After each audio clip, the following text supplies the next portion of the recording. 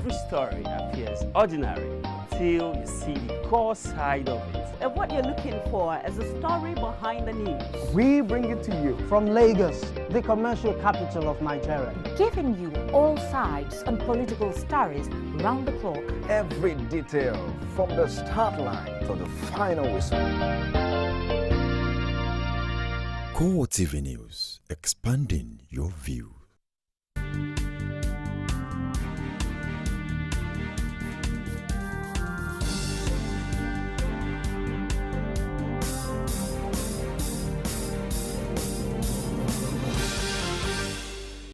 So thank you for joining us on CoreTV Primetime News. I'm Frank Komalape. Our top stories tonight. Inspector General of Police Solomon Arashe talks the police of intelligence-driven and evidence-based policing.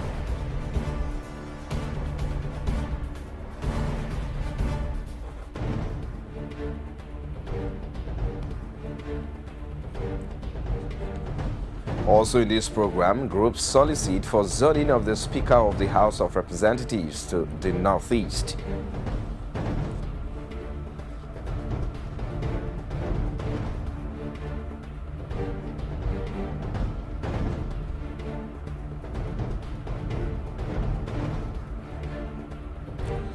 And Lagos State Government celebrates 6th Lagos Carnival with pomp and pageantry.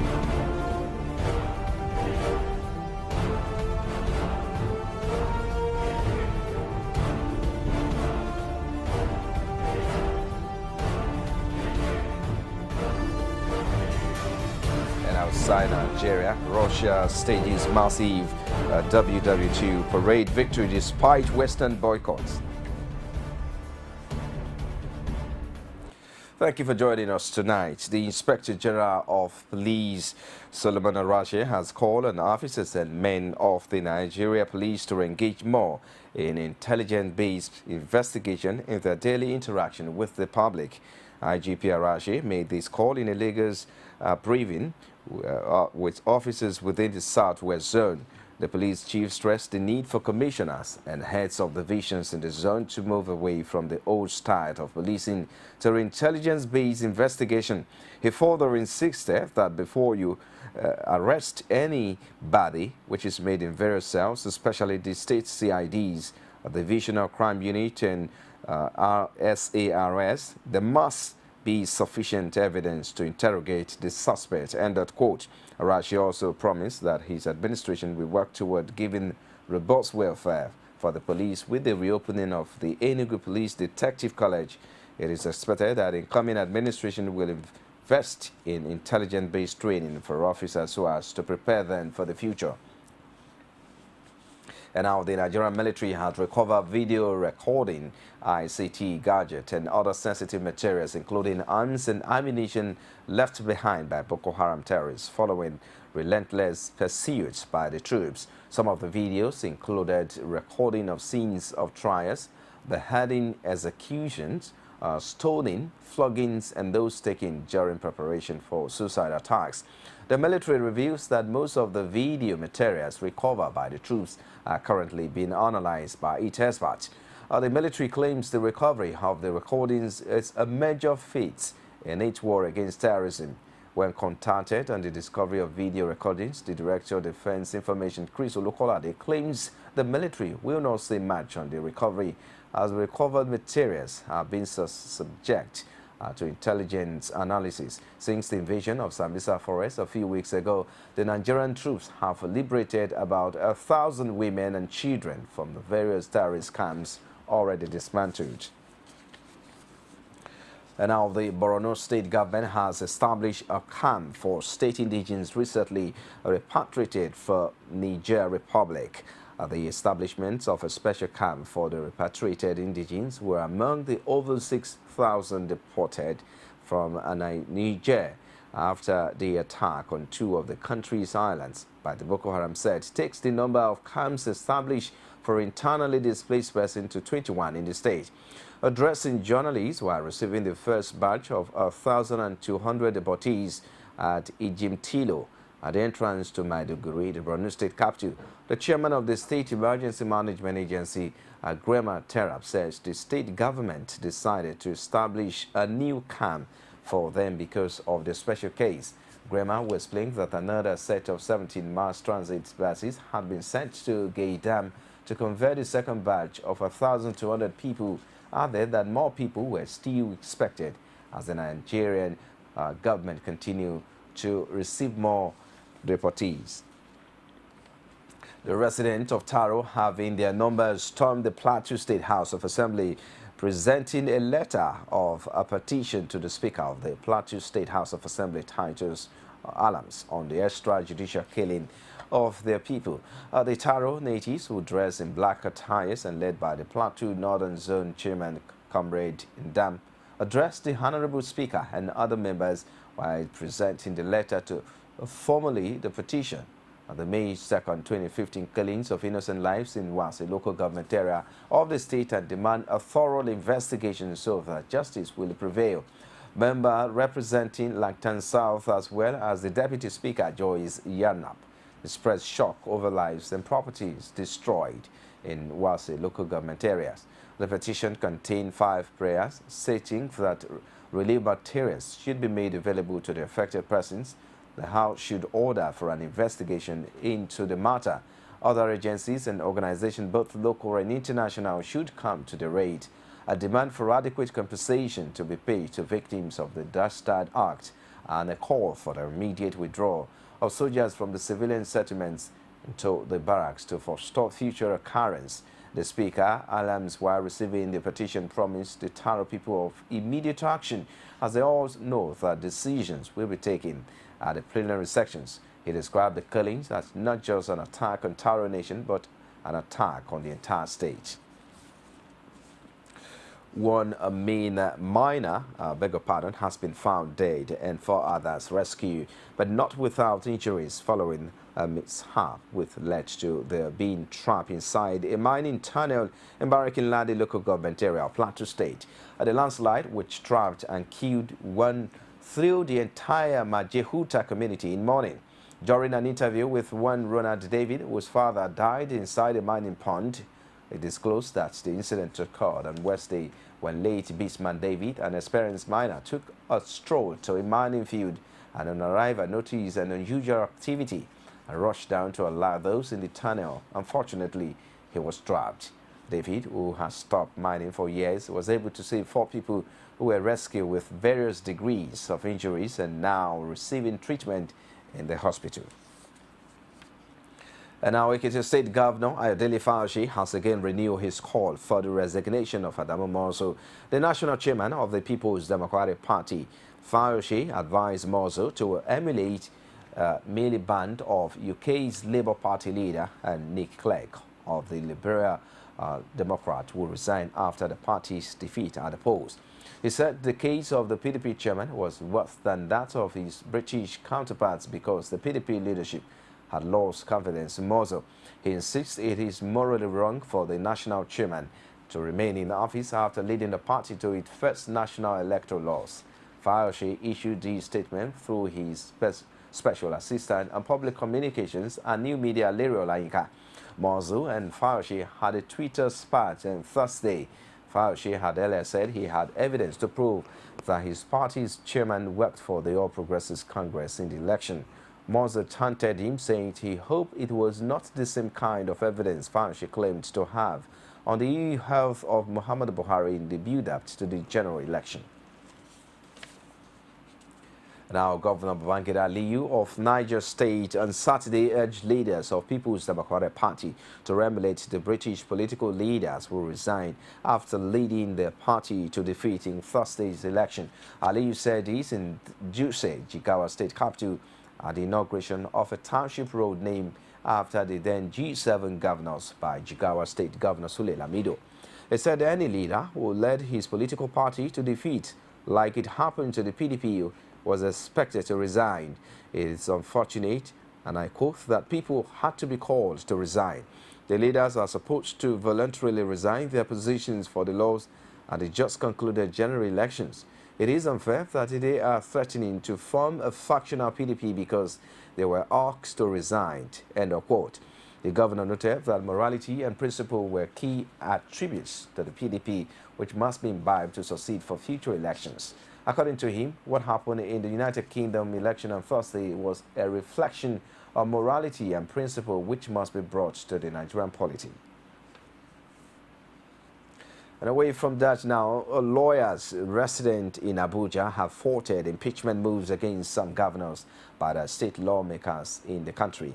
Governors presently battling to survive impeachment are Ayo Faishi of Ekiti, Sullivan Chimere of Enugu, Babangida Aliyu of Niger State.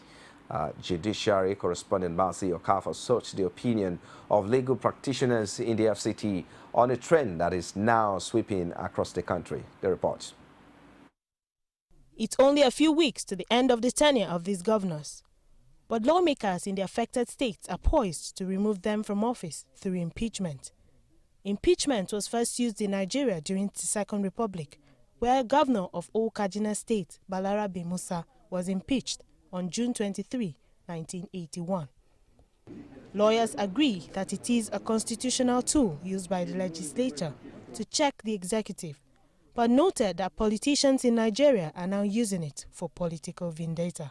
You discover that there is nothing in such allegation that really will say, apart from being vindictive. The same thing in the context of Enugu State you have just really measured. This governor is going next few days, a couple of days, is leaving office and going finally. Then what offense could such a governor have committed all this while, that, except that some people are just trying to use it to take a pound of flesh from the governor? So the way the notices are being issued is difficult for any person to take them seriously, because the constitutional provisions pertaining to impeachment of governor or deputy governor are not things to be trifled with at all. But however, I still cannot categorically tell you whether those notices are valid or not. They argue that the number of impeachments overturned by the judiciary is enough indication that lawmakers almost always fail to follow constitutional provisions. Now, you have to go back to 1981 when Abdul Kadir Balarabe Musa was removed or quote-unquote impeached as governor of Old Kaduna. Now he was removed by the NPN majority in the House. He was of the PRP, if you remember. Himself and Aminu Kano were the only governors on the PRP at the time. There were two governors, Kano and Kaduna, for the PRP, whilst I think the MPN enjoyed the majority in the House. Now, Balarabe Musa was removed, and if you look at the reason for his removal, you will know clearly that it's just purely political. Now, if you look at every other impeachment or notice of impeachment, or any attempt to remove a governor or deputy, as it were, from that 1981 till date, you will agree with me that if you look at the reasons, there will be no substance.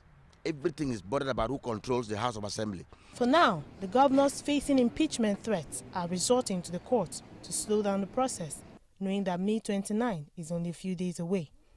But in spite of this, constitutional lawyers say they cannot afford to sleep with their two eyes closed until either the process runs its full course or the lawmakers run out of time.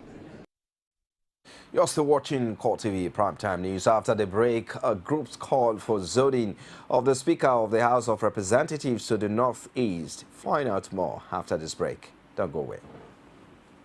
Introducing Smart Connect, where get plenty awoof to allow you to talk, text, and browse nyafu for 10 in the morning.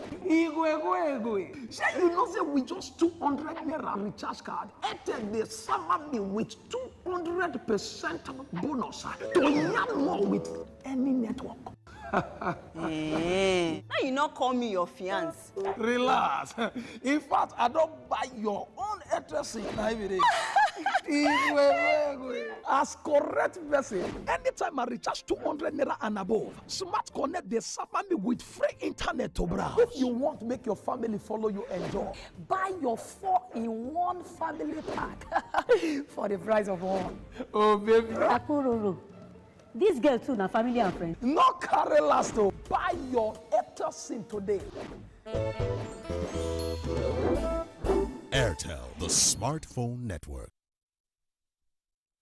This is CoreTV News at prime time live from our Lagos studios. If you just join us, a quick reminder of our top stories now. Inspector General of Police Solomon Arashi tasked police of intelligence-driven and evidence-based policing.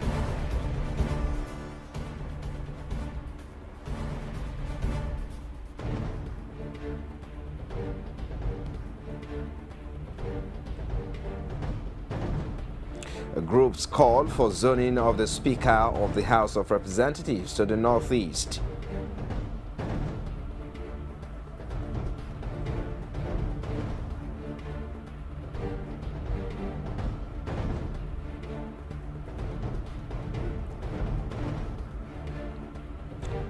And Lagos State Government celebrates 6th Lagos Carnival with pomp and pageantry. All our top stories can be found on our social media platforms, like our Facebook page is facebook.com/CoreTV News. You can also follow at CoreTV News NG. For live streaming, log on to youtube.com/CoreTV, leave a space, then news.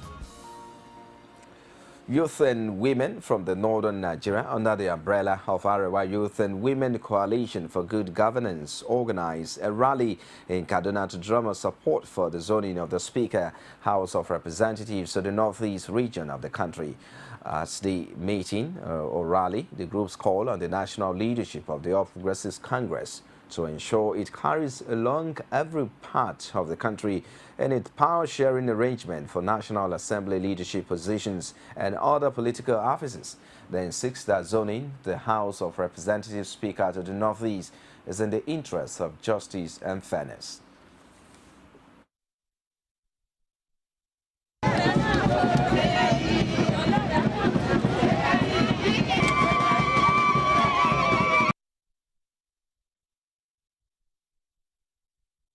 While addressing journalists at the rally, spokesman of the group Hadu Sulaiman insists that their request, when granted, will give the Northeast a sense of belonging and will serve as a compensation for the overwhelming vote it gave to the APC during the presidential election. Give brief about our organization and our aims and objectives here.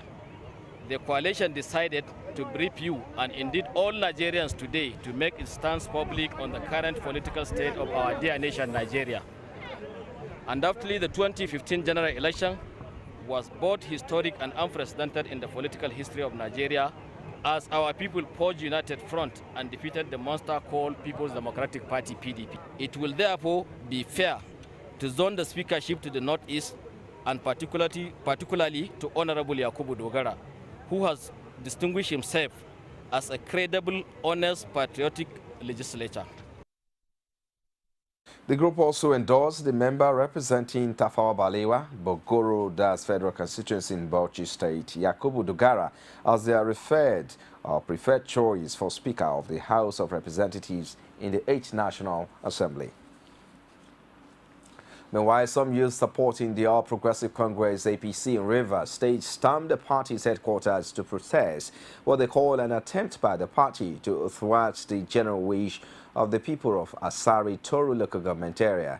The youth threatened to disrupt the process of the LG elections if the party insists on following a minority voice of some of the leaders without recourse to the democratic process for selfish reasons. The Independent National Electoral Commission says 17 local government areas now know who their representatives are, while the results for 6 local government areas are inconclusive. Results show the People's Democratic Party winning all seats in 16 local government areas, while the All Progressives Congress won only a Leme local government area. Following the recent increase in the number of processed long-distance trekkers since the conclusion of the 2015 general elections, Haruna Salisu, a student, claimed to have spent about 2 weeks trekking from Kano State to Abuja in protest of electoral malpractice in Taraba gubernatorial election. Salisu said his mission is to register his protest against alleged electoral fraud in the just concluded governorship election in Taraba State. His host members of the All Progressive Congress Young Women Forum also believe that their candidate was rigged out of the Taraba governorship elections, although they hardly verify the veracity of these famous threats. The hope of Nigerians is that justice prevails at the various senatorial tribunals across the country. And the Archdeacon of Ikene Archdeaconry and Vicar of Our Saviour's Anglican Church, Ikene Remo, Ogun State, Venerable Sunday Hinike, Lord's first Premier of Western Region, Obafemi Awolowo, for his role in Nigeria's development. The cleric gave the commendation while delivering a sermon at the 28th Remembrance Thanksgiving service held in honor of the late side of the Awolowo's family country home, Ikene Remo. Enike says the legacy of the former premier would always be remembered and emulated by generations to come. At the service, which was well attended by family members and notable dignitaries, Enike said Awolowo gave his lifetime and wisdom to the service of humanity. He added that Awolowo used the wisdom God gave him to serve meritoriously. Through the Free Western Education Initiative, he helped to liberate many from the shackles of poverty.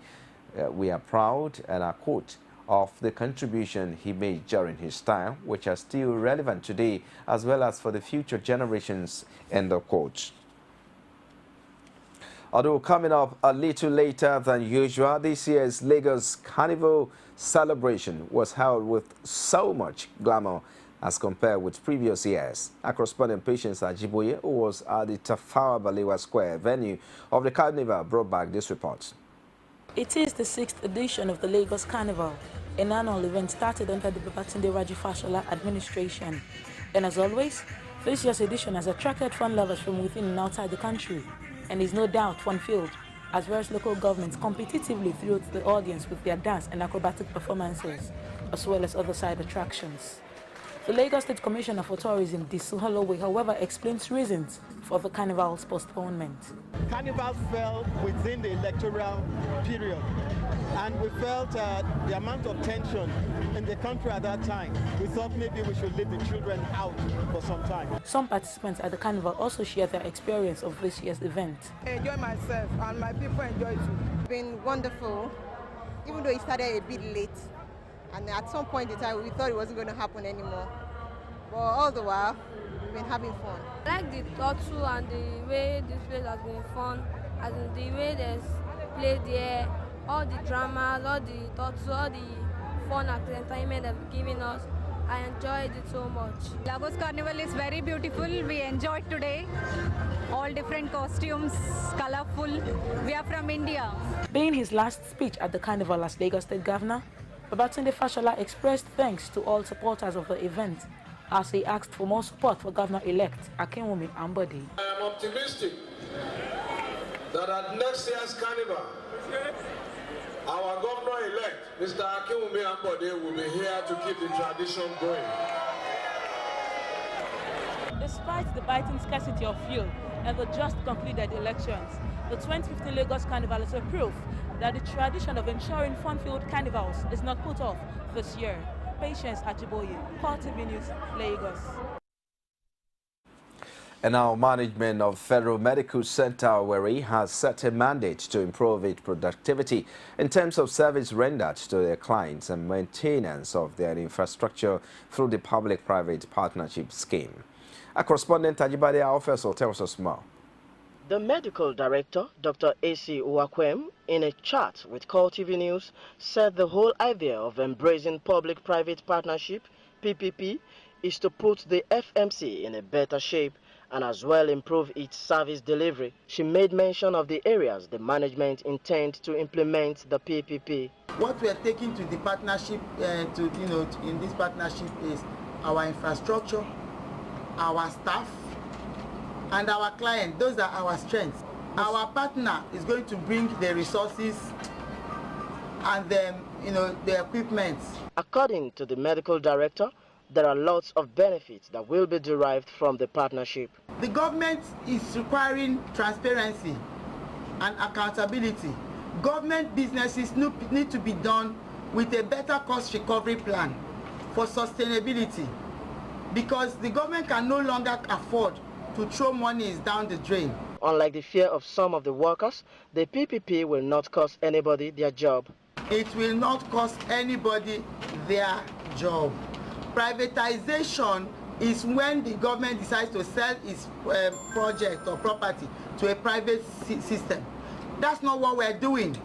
What we are doing is public-private partnership. Some of the patients also testify to the good quality of service they receive at the center. The nurses, the doctors, they are trying treating our babies, taking care of them. The hospital is okay. They are trying. CoreTV was also taken round the facilities to witness the level of improvement within it. And indeed, it was awesome. The place indeed is transformed, and some credit should be given to the management rather than sabotaging their efforts. Ajibade Awofeso, CoreTV News, Owerri.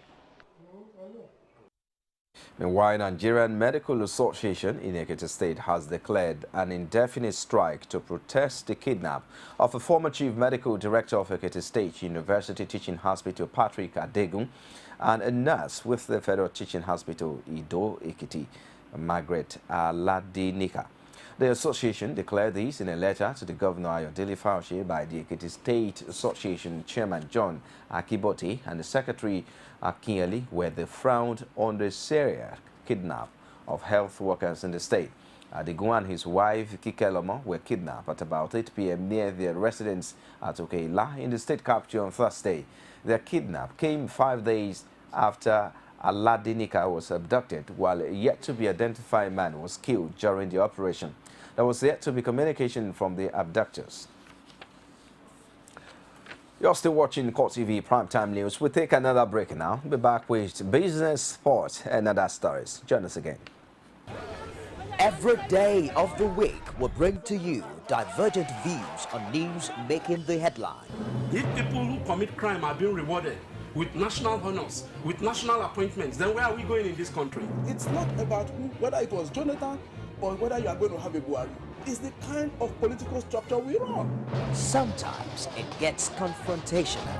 We are talking about a Buhari who at 41 became head of state. The man did not exhibit the attribute of somebody that is strong intellectually. So, comrade, you're saying if you become governor, you're going to bring back Okada? Of course. You will bring back the market women on the streets? Excuse me, don't put words in my mouth. On Core Digest, we bring all of this to the court of public opinion, where you are the judge.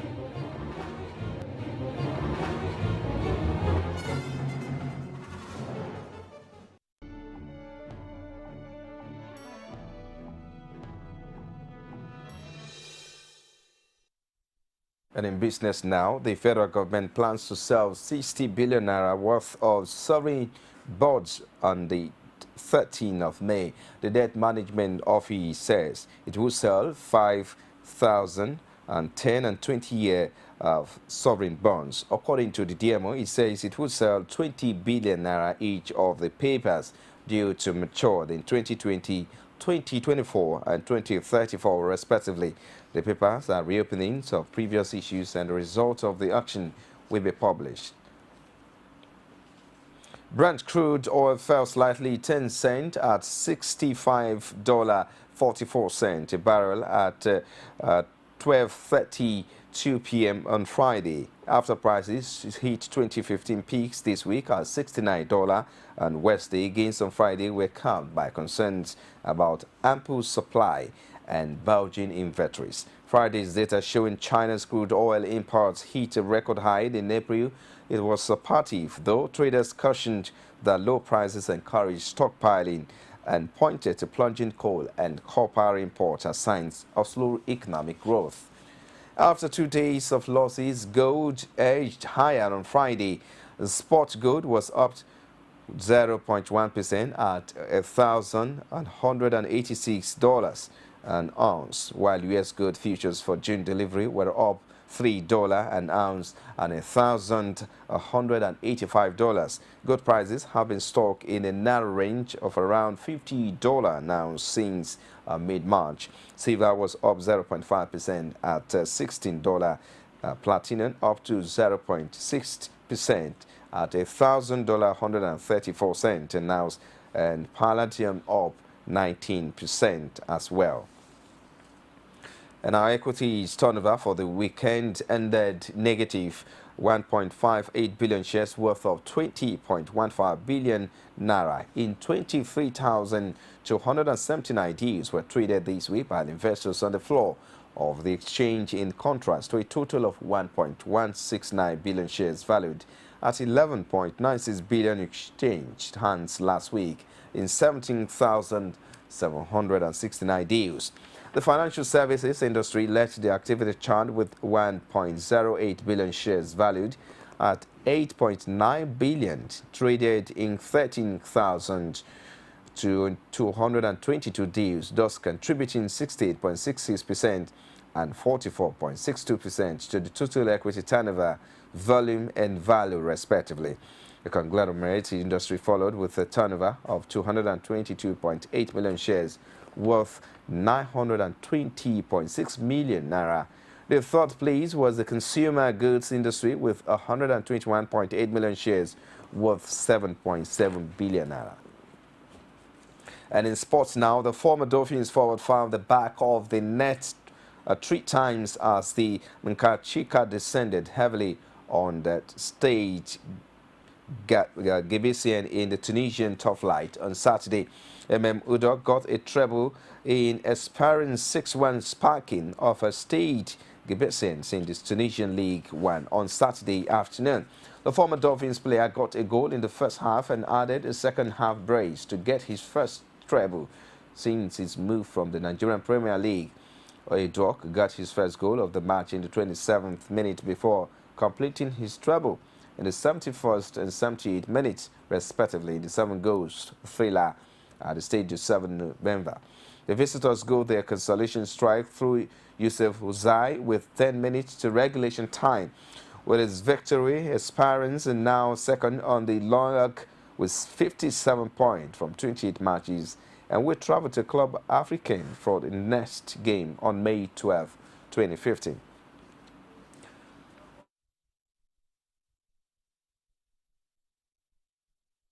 And now Paris Saint-Germain need only 1 point from their final 2 games to win the French title after second place Lyon were easily beaten by struggling Caen. PSG went 6 points clearly of Lyon Friday night with 2 games left following a 6-0 thrashing of Guingamp. Lyon failed to keep the pressure as Nicolas Benezet scored twice late in the first half. The second goal, a good boss into the box and a powerful shot.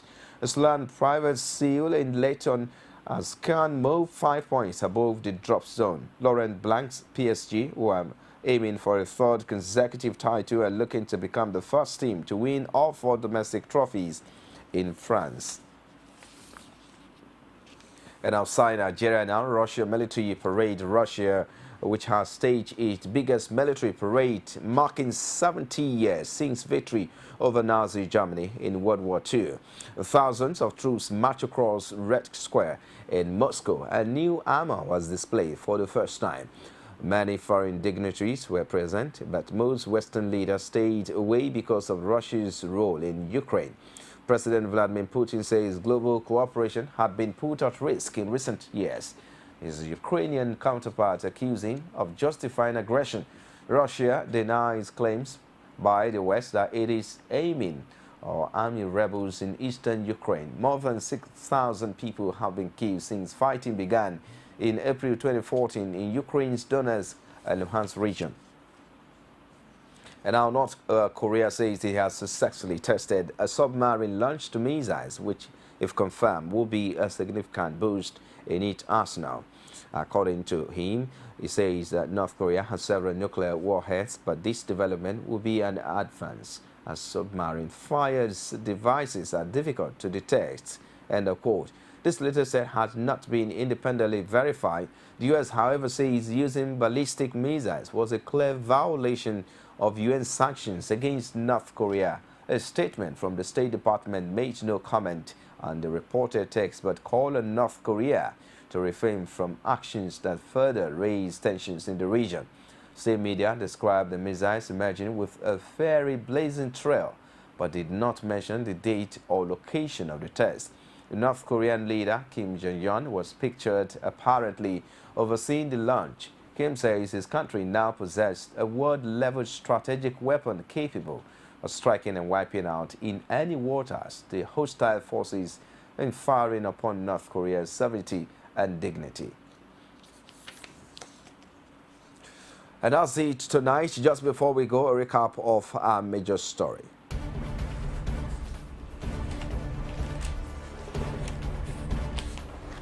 We told you that Inspector General Police Solomon Arashi tasked the police of intelligence-driven and evidence-based policing.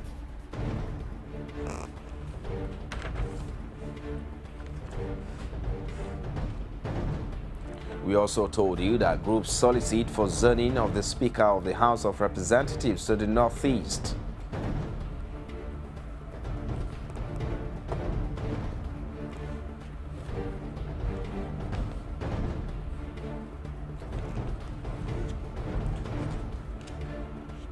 And finally tonight, Lagos State Government celebrates 6th Lagos Carnival with pomp and pageantry. Well, it does it tonight. Many thanks for watching. On behalf of our entire news crew, I'm Frank Omanape. Have a good night rest.